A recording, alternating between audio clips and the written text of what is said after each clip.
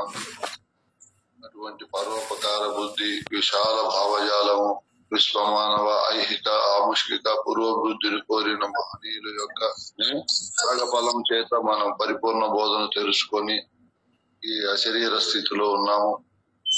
ఈ విధమైనటువంటి ప్రబోధన అందించిన వారసత్వ గురువులందరికీ కూడా పేరు పేరున కృతజ్ఞత పూర్వక ద్వాదశాష్టాంగ దండ ప్రణామములు చెప్పుకుంటూ, ఎందుకంటే ఆ మహనీయుల యొక్క త్యాగ ఫల విశేషం చేత మనం పరిపూర్ణ బోధన తెలుసుకున్నాము. అటువంటి మహనీయులు ఎంతో కష్టపడి పెద్దలను సేవించి పెద్దల అనుభవాన్ని తీసుకొని తమ అపూర్వమైనటువంటి తపోఫలాలను జోడించి పెంచి పెద్ద చేసి ఆబాల గోపాలము, పామరులు, పండితులు అందరూ తెలుసుకునేటట్లు చేశారు.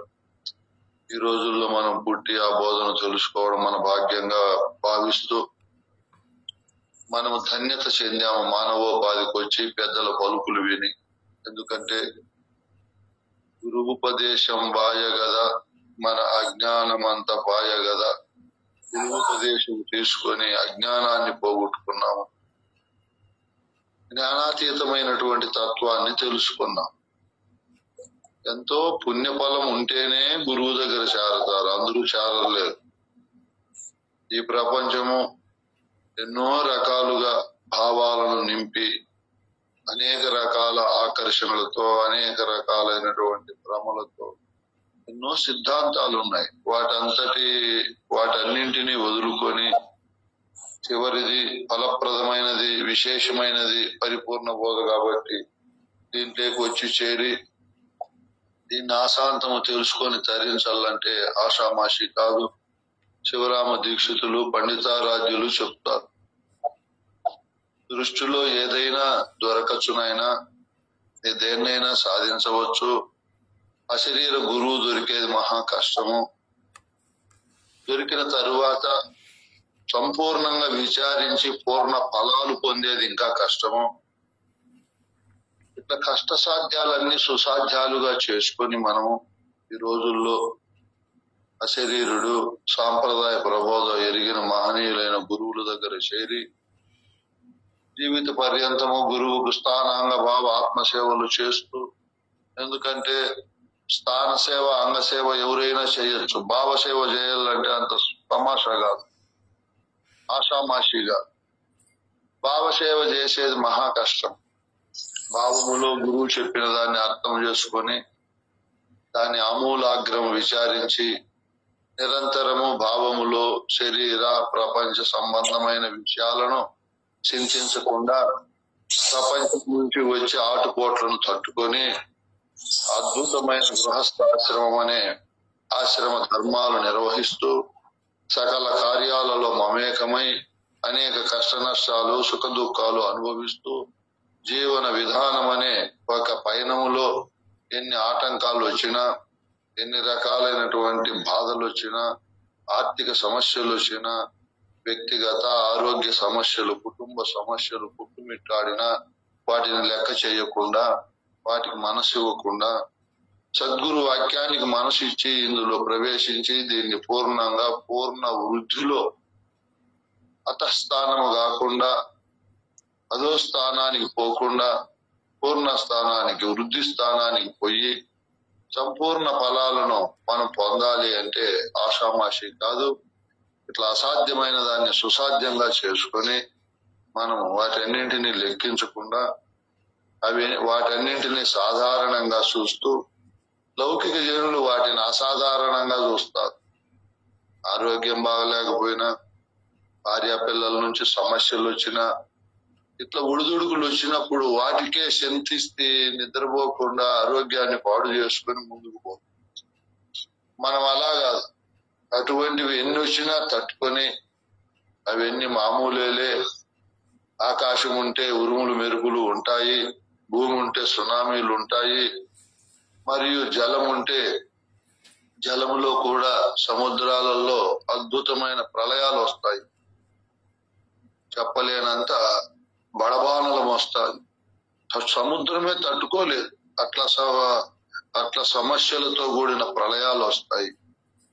ఇంకా కార్చిచ్చు వస్తుంది, అగ్నిలో పుడుతుంది. అది వాయువులో అద్భుతమైన వాయుగుండాలు ఏర్పడతాయి, చెప్పలేనంత సుడిగుండాలు వస్తాయి గాలిలో. ఎన్ని వచ్చినా అవి ఏ విధంగా తట్టుకుంటాయో అట్లే మానవునికి కూడా మానవమానాలు, జయాపజయాలు, కష్ట నష్టాలు మామూలుగా వస్తాయి. వీటికి చింతించకుండా పెద్దలు చెప్పారు, మరువకు ఓ మనస శ్రీ గురు మర్మము కనుమనస సురచిరముగ గురు సూటి నెరింగిన సరణిగా తొలగును సంభవ స్థితి గురు. మరువకు ఓ మనస, ధరపై సంపద గురుబోధ తెలుసుకున్న తరువాత అద్భుతంగా కూడొచ్చు. లేదా ఉండేదంతా వెళ్ళిపోయి నలచక్రవర్తికి, హరిశ్చంద్రునికి, పురూరవునికి, పురుకుచ్చునికి వచ్చిన బాధలు రావచ్చు, కష్టాలు రావచ్చు, రామునికి ధర్మరాజుకు వచ్చిన సమస్యలు రావచ్చు. ఎన్ని వచ్చినా రాముడు తన గురువు ద్వారా తెలుసుకున్నటువంటి మంత్రాన్ని ఏ విధంగా మరవలేదో, పెద్దలైన మహనీయులందరూ రామ దీక్షితులు, భావత కృష్ణ ప్రభువులు, ఇటువంటి వాళ్ళకి ఎన్నో సమస్యలు వచ్చాయి, కష్టాలు వచ్చాయి. వాళ్ళు కూడా వాళ్ళ గురు మంత్రాన్ని మరవలేదు. ఈ విధంగా ధీరులమై ఒకవైపున కుటుంబ ధర్మాలను నిర్వహిస్తూ, కుటుంబంలో ఎన్నో ధర్మాలు ఉంటాయి, వ్యక్తిగా ధర్మం ఉంటుంది, కుటుంబ సభ్యునిగా ధర్మం ఉంటుంది, సంఘ పౌరునిగా ధర్మం ఉంటుంది, ఒక భర్తగా ధర్మం ఉంటుంది, కుమారునిగా, తండ్రిగా, మరియు మనవునిగా, ఒక గురు శిష్యునిగా, జాతి పౌరునిగా ఎన్నో ధర్మాలు ఉంటాయి. వాటన్నిటినీ కూడా సవ్యంగా మనం ముగించుకుంటూ ధర్మబద్ధమైన జీవనం చేస్తూ అసాంఘిక కార్యకలాపాలు చేయకుండా ఈ విధంగా సద్గురు పాదము ఒకవైపున, లౌకికము ఒకవైపున రెండింటిని సమతుల్యంగా తీసుకొని భావములో దీన్ని పెంచి పోషించుకోవడము మనం సుసాధ్యం చేసుకున్నాం, అసాధ్యాన్ని సుసాధ్యం చేసుకున్నాం. ఈ విధంగా ఒకవైపున వీటన్నింటినీ నిర్వహిస్తూ అదే కాలంలో భౌతిక సంఘము ఒకవైపు, కుటుంబ సంఘం ఒకవైపు, ఇక్కడ గురు సంఘం ఒకవైపు, రెండింటినీ భావములో మనం పోషించుకోవాలి. ఇది రాజయోగం. భుక్తి ముక్తి క్రియలు అంటాడు కృష్ణ ప్రభువుడు. ఇంగితము నెరిగి సద్గురు పొంగ వచ్చే నరుడు భుక్తి ముక్తి క్రియలను సంగమము లెడలిన శృంగారమే వాణి చేష్ట చూసేవారలకు. చూసేవారలు కూడా అబ్బా ఎంత ఇటు కుటుంబాన్ని అటు గురువును ఏ విధంగా భావములు పోషిస్తున్నాడు అనేటట్టు చేస్తుంది. ఈ బోధ అంతా తీర్చిదిద్దుతుంది మానవునికి అనేక జన్మల నుంచి వచ్చిన కర్మలు, పాపాలను పోగొట్టి ప్రవిమల చిత్తాన్ని సమకూరుస్తుంది ఈ బోధ. అందుకే భావములో మనం ఎప్పుడు గురువు యొక్క తత్వాన్ని, గురు బోధను పెంపొందింపజేసుకోవాలి. నేను గురువు దగ్గర ఎన్నాళ్ళు అయింది చేరి, ఏం నేర్చుకున్నాను, నాకు ఎన్ని సబ్జెక్టులు వస్తాయి అంటే అంశాలు. మీరు బాగా ఆలోచన చేయండి. భద్రాద్రి రామ శతకం అంతా అంశాలతో ఎట్లంటే అట్లా చెప్పిండ్లే మన పెద్ద. దాంట్లో 96 తత్వాల నుంచి ప్రారంభమయ్యి ప్రపంచం ఎట్లా ఉత్పత్తి అయింది, అందులో మానవుని యొక్క దేహము ఏ విధంగా కోశాలతో, అవస్థలతో, గుణాలతో, అనేక రకాలైన మదాలతో, పాశాలతో, మరియు ఈశనత్రయ, వాసనత్రయ, వ్యాధిత్రయాలతో ఎట్లుంది అని అన్ని అంశాలు చెప్పాడు మహనీయుడు. భావత కృష్ణ ప్రభువులు అన్ని అంశాలు చెప్పాడు. సభా విజ్ఞాపన, గురు శిష్య అన్యోన్య దర్శనం, అశల లక్షణం, ఎరుక లక్షణం, ఎరుకోత్పత్తి లక్షణం, ఎరుకను విడిపించుట, మతాల లక్షణం, పరిపూర్ణ బోధ, గురుమంత్ర ప్రతాపము, బోధ దృఢీకరణ, బోధ పఠన లక్షణము, బోధ స్థితి పురుష లక్షణం, భద్రాద్రి అంకితము, సుజన లక్షణము, కుజన లక్షణము, గురు లక్షణము, శిష్య లక్షణము, ఉభయ లక్షణము. ఈ విధంగా గురు దత్తాభయదానము, గ్రంథ పూర్తి, శిష్య విజ్ఞాపన, అన్ని అద్భుతమైన అంశాలు. దీక్షితులు రచించే గ్రంథములో గురు శిష్య ప్రభావ ప్రకరణ మొదలుకొని లాస్ట్ లో సకల భ్రాంతి నిరసన వరకు మధ్యలో ఎన్నో అంశాలు రాశాడు. మనమందరము గురువు దగ్గర చేరాము, చాలా కాలమైంది. రోజుకు భావములో నేను ఎంతసేపు దీన్ని స్మరిస్తున్నాను, నరకులములో ఉన్నప్పుడు నరులకు సంబంధించినవన్నీ మనం చింతించింటాం. రోజు పొద్దున్నే లేచింది వరకు అది చేతునని ఇది చేతునని సంసారాన్ని అభివృద్ధి చేయాలని ఎన్నో కలలు గాని తాపత్రయాలు పడి హై స్పీడ్ రైలు పోయినట్లు మన భావాలు పోయి ఉంటాయి. ఎన్నెన్నో కలలు కానీ ఇప్పుడు గురుకులం లేకొచ్చాం, వాటికి సృష్టి చెప్పాలి. ఇక్కడ కలలు కనాలి. నేను ఎంత కాలం అయింది ఈ బోధ ఆనందం రోజు ఎంతసేపు అనుభవిస్తున్నానో, మరిచిపోతున్నానా, ఎరుకలో పెట్టుకున్నానా, నా భావములో నా మనస్సు ఎప్పుడు ఇది చింతిస్తా ఉందా, ఏది చింతిస్తా ఉంది అని అనునిత్యము ఈ భావములో దీన్ని పెంపొందింపజేసుకోవాలి. భావసేవ అనేది చాలా కఠినంగానూ ఉంటుంది, చేస్తే సులభంగానూ ఉంటుంది. స్థాన సేవ, అంగసేవ, ఆత్మసేవ కంటే భావసేవ చేస్తే సులభంగా ఉంటుంది. ఇటువంటి భావములో ఎప్పుడు గురుకులం వచ్చాను కాబట్టి మీకు నేను చెప్పాను మొన్న ఒకసారి, గురువుని మించిపోయి అంత భావసేవ చేయాలి. గురువు రూపాయి బోధ చెప్తే మనం 50 రూపాయలు చెప్పాలి. గురువు 100 రూపాయలు చెప్తే మనం 10,000 చెప్పాలి. ఎందుకంటే భావములో మనం ఎప్పుడైనా గురువును స్మరిస్తే, చెప్పారు గురుగీతల్లో, గురుభక్తి విశేషంగా ఉండే వాళ్ళు కుంటి వాళ్ళైతే కొండలు ఎక్కగలుగుతారు, గుడ్డివారైతే చూడగలుగుతారు, మోగవారైతే మాట్లాడగలుగుతారు. ఎందుకు చెప్పారు ఈ మాటలో? ఈ బోధ అనే మాటలు మనకు రావనుకో, గురువు దగ్గర బోధ బాగా వింటా ఉంటే ఖచ్చితంగా ఈ మాటలు వస్తాయి. మోగవానికి కూడా మాటలు వస్తాయి.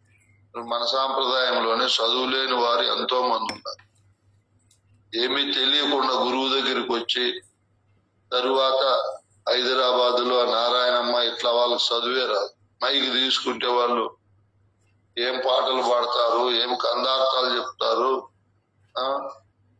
చాలా మంది ఇంకా ఆమె కంటే కూడా గొప్ప వాళ్ళు ఉన్నారు.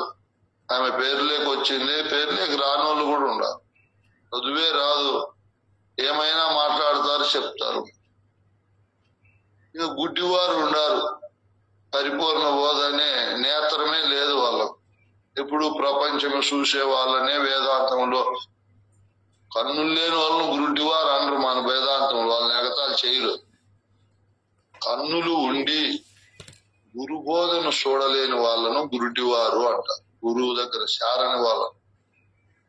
అట్లా గురుడివారు కూడా గురువు దగ్గరికి వస్తే గురువు పరిపూర్ణాన్ని చూపిస్తాడు, ఎరుకను చూపిస్తాడు, ఎరుక విధానాలన్నీ, వాటి లక్షణాలన్నీ కూడా నేర్పిస్తాడు. వాళ్ళు కూడా చూడగలుగుతారు, కుంటివారు నడవగలుగుతారు. ఈ బోధలో నడకే లేదు, వాళ్ళు ప్రపంచంలో నడిచి అలసిపోయినారు. కుంటివారు ఈ బోధలోకి వచ్చినప్పుడు గురువు బోధ చెప్పి ఈ బోధలో బాగా నడిపిస్తాడు, నడుస్తాడు. 4 సాధన చతుష్టయ సంపదలు అంటే ఏమి, గురువుకు తనుమన ధనములు ఎందుకు ఇవ్వాలి, గురువు దగ్గర 4 సేవలు ఎలా చేయాలి, అష్టాంగ యోగాలు అంటే ఏమి, తారకము, సాంఖ్యము, అమనస్కము, మహావాక్యాలు, జీవ బ్రహ్మల ఐక్యము, ఈ విధంగా అనేక అంశాలలో గురువు కుంటిగా ఉండే మనల్ని నడిపిస్తాడు. మనం పరిగెత్తగలము, నడవగలం.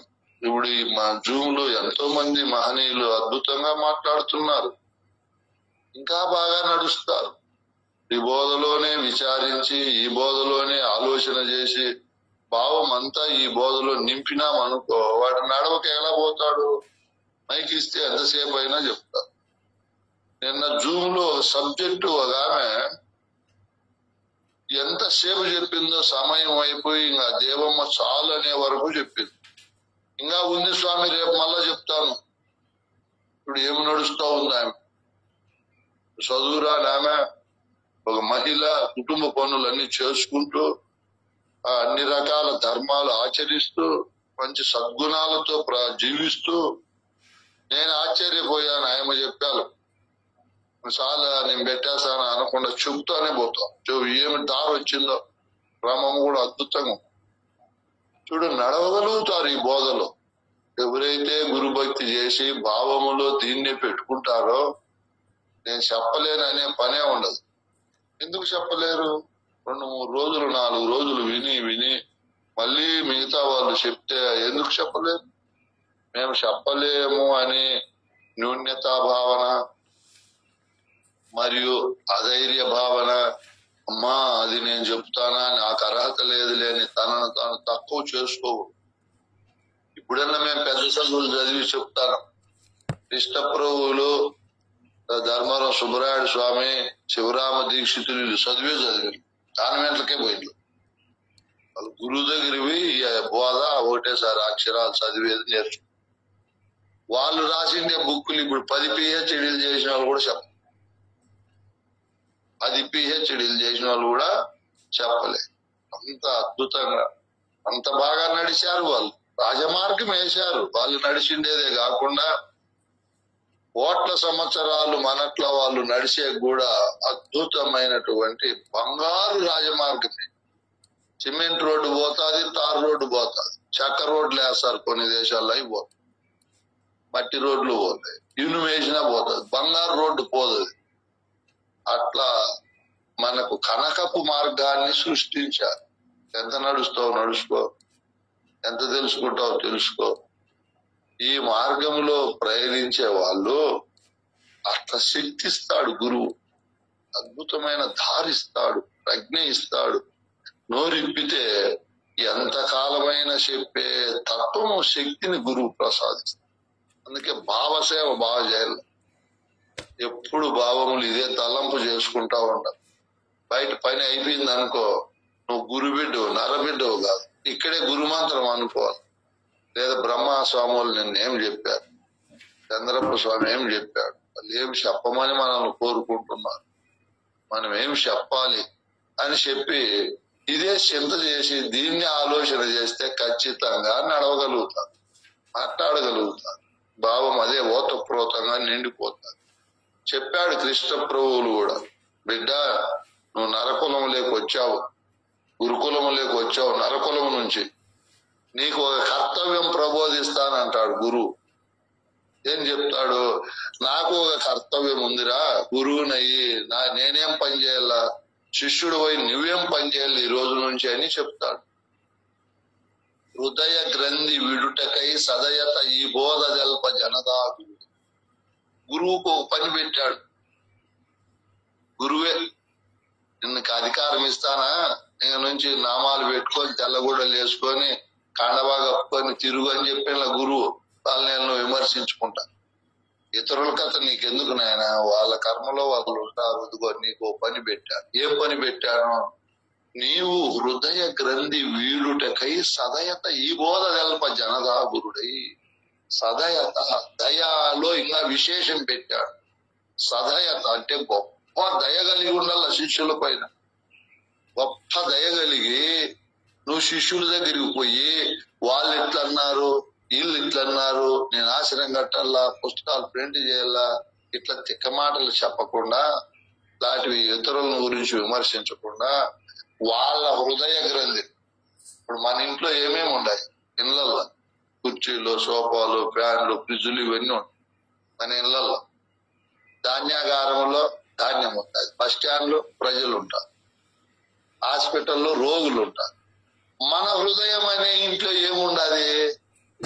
అజ్ఞానం ఉండాలి, అవివేకం ఉంది, చెప్పలేనంత ఈషణత్రయాలు, పాషణత్రయాలు, అరిషడ్ వర్గాలు, అష్టమదాలు, అష్టపాశాలు పోయిన తోడుకుంటా పోతే ఎంత ఉందో. ఇది ఒక ఊబి, ఇది ఒక పుష్పక విమానం, ఇది ఒక ఆంజనేయ స్వామి తోక వంటిది. వాడతా అంటే వస్తాయి. గురువు ఎంతో కరుణామయుడై ఓర్పుతో, చెప్పలేనంత శాంతితో, మృదు స్వభావముతో, అద్భుతమైన పదాలతో, ఎంతో ఆకర్షణీయమైన, మళ్ళీ గురువు దగ్గర వినాలి అనే అంత అద్భుతమైన భావజాలంతో శిష్యునికి గురువు ఆ హృదయంలో ఉండే మాలిన్యాన్ని తీసివేస్తూ, శిష్యుని ఉత్సాహపరుస్తూ, తిరిగి ప్రపంచ విషయాల్లో పోకుండా అడ్డుకట్ట వేస్తా ఉండాలి ఎప్పుడు. గురువు పని అది.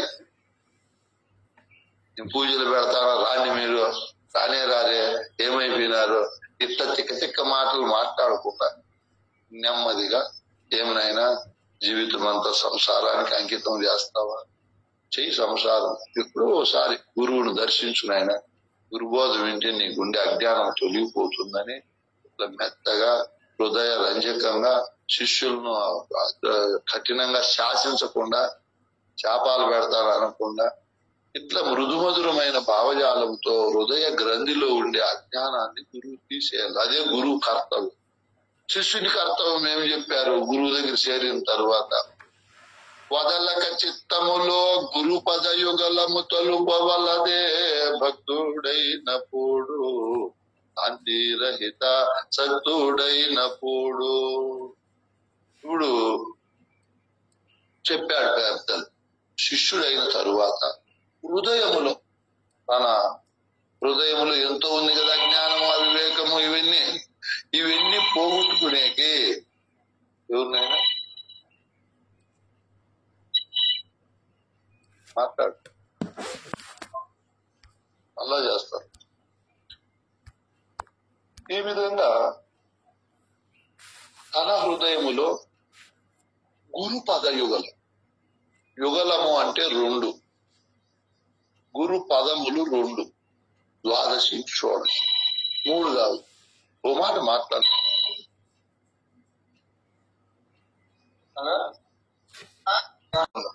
ఏం పని? తన హృదయములో శిష్యుడైనా భ్రాంతిరహితం చేసుకోవాలని కోరుకునేవాడు వదలక చిత్తములో తన మనస్సులో భావములో ఎప్పుడు అదే అనుకుంటాం. భావములో మీ దగ్గర 20 లక్షల డబ్బు ఉంది, ఇంట్లో దాచిపెట్టినారు, మీ భావములు ఏముంటది? ఆ స్థలం వైపే చూస్తా అంటాం. కొడుకుని నమ్మము, ఏం నాగమ్మ తల్లి, బంధువులు నమ్మము, ఆ బీగాలు ఎట్టి పరిస్థితుల్లో ఏరే వాళ్ళకి కనబడేడిగా పెట్టము. ఏమో అని పోని మన మనసులో ఆడ ఎంత పెట్టిండేది మరిచిపోతామా? ఎక్కువ అనుకుంటాం, తక్కువ అనుకుంటాం, ఎంత ఉంటే అంత ఖచ్చితంగా అనుకుంటాం. ఈ గురువు జ్ఞానదానం ఇచ్చాడు. ఈ మంత్రాలు వీటిని మరవకూడదు. ఎప్పుడు వదలక చిత్తములో గురుపద యుగలము తలుపవలదే భక్తుడైనప్పుడు. భక్తునికి ఈ శాసనం చేసి ఎంతవరకు తలంపు చేయాల? రానిది పోనిది బయలని, లేనిది ఈ ఎరుక ఎనుచు లెస్సగా దృఢమవు దానక నీవి మంత్రము మానక జపించుచుండు మానీశాలి. ఏం మాట చెప్పాడు? నీతిశాలి. ఇప్పుడు సృష్టిలో ఉండే వాళ్ళంతా అవినీతి పదు. అవినీతి అంటేమే, నీతి అంటేమే. ఏం చంద్రప్ప స్వామి నీతి? మీరు గురుస్వరూపులే, బోధ రానోళ్ళు కూడా గురుస్వరూపులే. అయితే వాళ్ళ గురుస్వరూపం ఎవరు గుర్తించరు.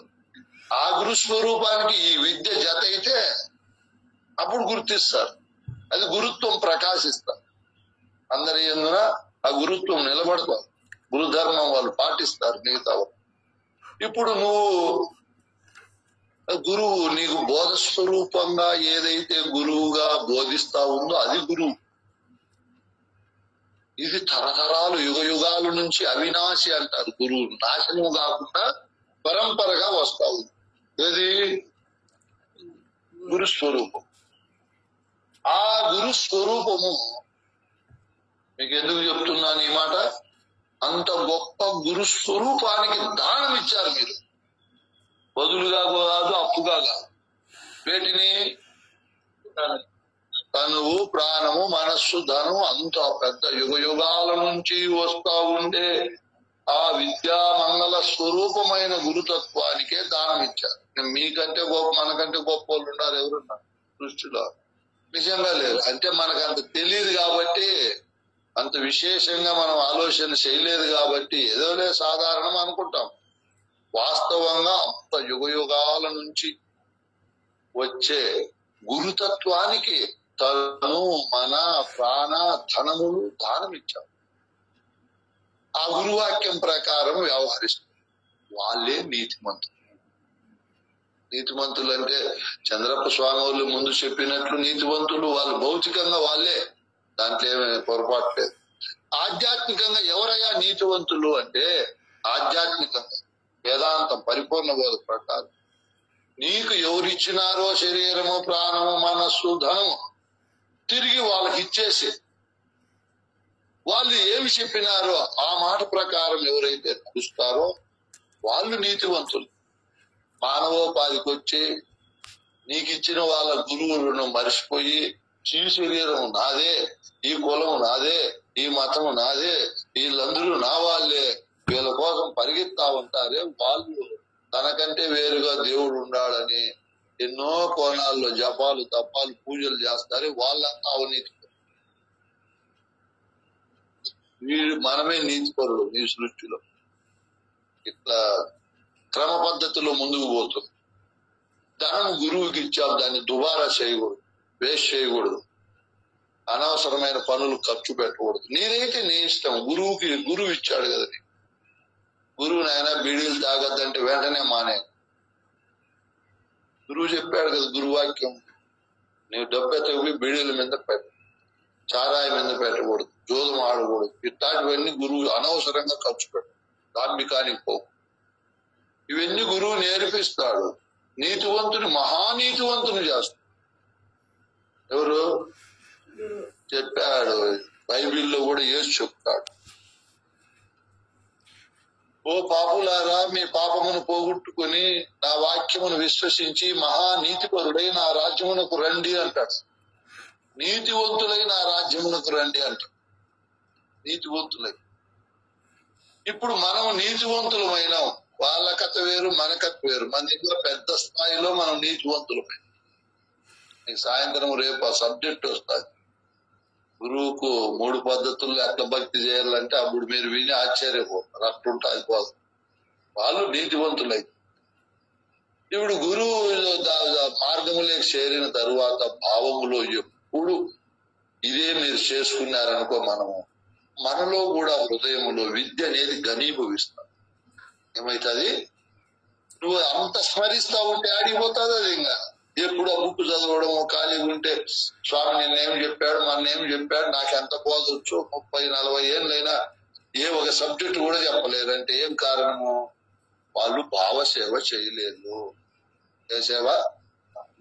భావసేవ. భావనలో ఎప్పుడు అనుకోలేదు అని అర్థం. రాజలక్ష్మి అమ్మే ఉంది, ఏదన్నా చెప్పుమ్మా అంటే చెప్పితే భావసేవ చేసినట్టు. లేదా ఏడు నుంచి వెళ్ళిపోతానే, నా కూతురు ఇట్లా, నా అల్లుడు ఇట్లా, నా మనవరాలు ఇట్లా, అది ఇట్లా, ఇది ఇట్లా అని దాంట్లో పోయినాదనుకో, అప్పుడు భావసేవ పోయింది. గురువులకు తెలుస్తా ఉంటది, మిమ్మల్ని చూస్తాను వీళ్ళలో ఎవరు ఎంత భావసేవ చేస్తున్నారు. నాగమ్మ తల్లి ఎంత చేసింది, శంకరెడ్డి స్వామి ఎంత చేశాడు, నాగలక్ష్మమ్మ ఎంత, కదిరప్ప స్వామి ఎంత అని తెలిసిపోతాది గురువు. అంత ఇట్లా చూస్తాను అందరికీ అట్లా చెప్పారు. వీళ్ళు ఎంత భావసేవ చేస్తున్నారో. నీతి పరులా, అవినీతి పరులా? గురువుకి ఇవన్నీ ఇచ్చి మళ్ళా మాట తప్పి ప్రపంచంలో శాస్త్ర భ్రాంతి, దేవతా భ్రాంతి, మళ్ళా పరుల విషయాల్ని పోయి ఎప్పుడు రాజకీయ, సాంఘిక, ఆర్థిక, సంఘపరమైన భావాలతో కూడిన వ్యవహార శైలిని భావములు స్మరించినారనుకో, వాళ్ళు అవినీతి పరులు. అవి తగ్గించేసి అంత తొందరగా రాలేరనుకో, ఉన్నాయి కదా అవన్నీ. రోజు కొంచెం తగ్గించి భావములో ఇదే పూర్తి అయినారనుకో, వాళ్ళేమంటారు? నీతి పరులు అంటారు. మనం నీతి పరులు కావాలి. ఏం కావాలి? నీతి పరులు కావాలి. నీతి పరులు కావాలి అంటే భావములో ఎప్పుడు ఇదిగో గురువు బయలు ఇలా చూపించాడు, ఇది రానిది పోనిది, అంతటా ములుగురుచు సందు లేకుండా ఉంది అని దాన్ని బాగా గుర్తించాలి. దేన్ని? పరిపూర్ణ. ఇంకో చోట చెప్పాడు గురువు అద్భుతమైన మాట, ఇది ఉన్నది, ఇది ఉన్నది, ఇది ఉన్నది, ఇది ఉన్నది అని ఎరుక చేయబయలు నెరిగి. 4 సార్లు బల్లగుద్ది చెప్పిన ఈ బయలే ఉంది, బయలే ఉంది. ఇది లేనిది, ఇది లేనిది, ఇది లేనిది, ఇది లేనిది ఎనుచు ఎరుక నెరిగి. ఎరుకని ఏమని ఎరగల? 4 సార్లు చెప్పినాడు అడుగు. ఇది లేనిది ఉదయాస్తమానము లుడుగగా, ఒక పూటని కాదు ఇక్కడ, ఉదయము, మధ్యాహ్నము, సాయంత్రము ఎప్పుడు ఇదే అనుకోవాలి. ఇది నీ నెమ్మదిలో తలుసుకోమన్నాడు. నీ మదిలో ఇది నీ మదిలో నెమ్మదిగా మెత్తగా శాంతంగా మరవకుండా ఎప్పుడే అదే తలంపు చేయాలి. అప్పుడు ఈ ఎరుక బలహీన పడతాడు. ఎరుక యందు ఉండే మాలిన్యం తొలగిపోతా, అజ్ఞానం తొలగిపోతా. ఊరికైనా గురుపుత్రులు అంటే కుదరదు. ఆ గురువుకు పుత్రుడై, ఏం గురుపుత్రుడు అంటే అర్థము వెంకరెడ్డి స్వామి?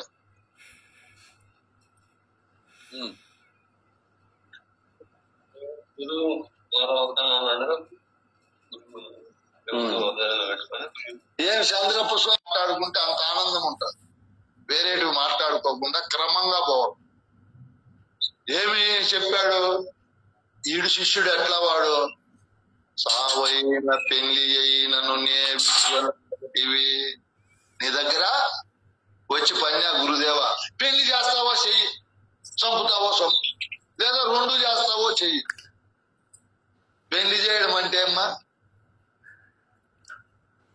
మా పనికి ఎట్లా పెళ్లిళ్ళు అయింటాయి. ఇప్పుడు కొండారెడ్డి వచ్చినాడు శిష్యునిగా, పెళ్లి అయింది, మళ్ళా నేను నీకు పెళ్లి చేస్తానంటే? అక్కడ పెద్దలు ఒక స్త్రీతో ఆయన పెళ్లి చేశారు. ఇప్పుడు గురువు ఈ బోధతో పెళ్లి చేస్తాడు. ఏం చేస్తాడు? ఈ బోధ అనే భార్యను మరవకుండా చేస్తాడు. గురు పుత్రునిగా మారుస్తాడు. గురువు అంటే అఖండ విద్యా స్వరూపుడు.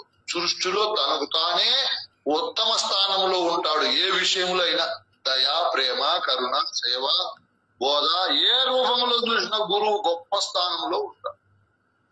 అటువంటి గురువు దగ్గరికి నువ్వు రానిచ్చి, గురువు అంత పెద్ద స్వరూపానికి నువ్వు పుత్రుని నాయన అని అట్లే ఉండకుండా, నగ్గు బారకుండా, ఓటు బారకుండా పెంచి పెద్ద చేస్తాడు గురువు. గురుపుత్రుడు అంటే అంత విద్యా స్వరూపానికి పుత్రుడైన తరువాత దినదినాభివృద్ధి చేస్తాడు ఆ బోధన. ఎవరిని?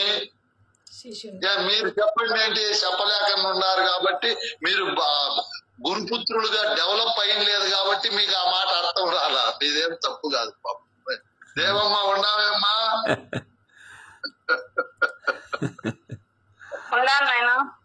ఏమర్థమైంది ఇప్పుడు గురుపుత్రుడు అంటే? ఊరికైనా పుత్రుడు పుట్టి నవ్వుగా నా రోజు రోజుకు అభివృద్ధి కాకుండా ఉంటే మనకేమో జబ్బు ఉంది, వాడు అభివృద్ధి కాల, 20 ఏళ్ళైనా పొట్టిగా అట్టే ఉన్నాడు, వాడు అవిటోడు అనో లేదా ఏదేదో పేరు పెడతారు, అనారోగ్యపరుడు. రోజు రోజుకు పూర్తి డెవలప్ అయ్యి 18 ఏళ్లకు బ్రహ్మాండమైన మీసాలు బాగా వచ్చేసినాడు ఇంకో పిల్లవాడు, బాగా డెవలప్ అయినాడు. మనం చూస్తే చిన్నగుంటే అప్పుడు ఇంతోడైనాడంటల్లా మనం తోడే. ఇప్పుడు గురువు దగ్గర చేరి నువ్వు అక్కడన్నా మేలు, ఏదో 1,00,000 మందికి 2, 3 ఉంటారు అక్కడ బిడ్డలు పెరగకుండా. ఇక్కడ 1,10 మంది కూడా పెరగదు. ఏడు బోధలో పెరగలేదు. ఎందుకు పెరగలేరు? వాళ్ళు భావసేవ చేయలే. ఇది భావసేవ చేయలేదు కాబట్టి గురుకులం లేకొచ్చిన వాడు బాగా సౌష్ఠవంగా సకల సామర్థ్యాలతో బలాఢ్యునిగా రోజు రోజుకు అభివృద్ధి కావాలి. కొన్ని చోట్ల చెట్లు రోజు రోజుకు బలి అభివృద్ధి అవుతాయి వాన పడితే. ఏం చెట్లు చెప్పండి? కంప చెట్లు ఎప్పుడు బలి అభివృద్ధి అవుతాయి వాన పని పడకపోయింది.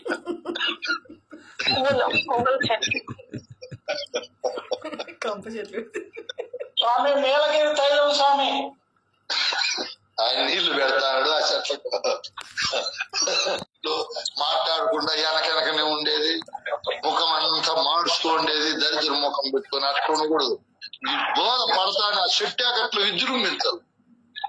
వాడు పెరుగుతాడు, బాగా వృద్ధికి వస్తాడు. ఏం తాగ ఎప్పుడు సుభాగులు సెట్ అయిపోవాలి వాడు.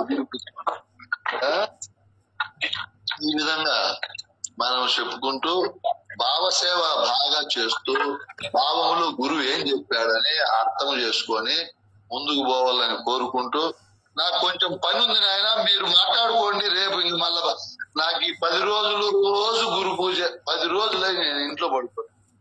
రోజు ప్రయాణం రైల్లోనో బస్సులోనో. అక్కడ పోయిన బోధలో నిద్ర లేకుండా గడిపినాము. ఇంకా భగవద్గీత రేపు ప్రొద్దుటి నుంచి బాగా తీసుకుందాం చంద్రప్ప స్వామి. ఓకే అయ్యా, ఓకే అయ్యా, సంతోషం. ధన్యవాదాలు. నడిపిస్తాం. ధన్యవాదాలు.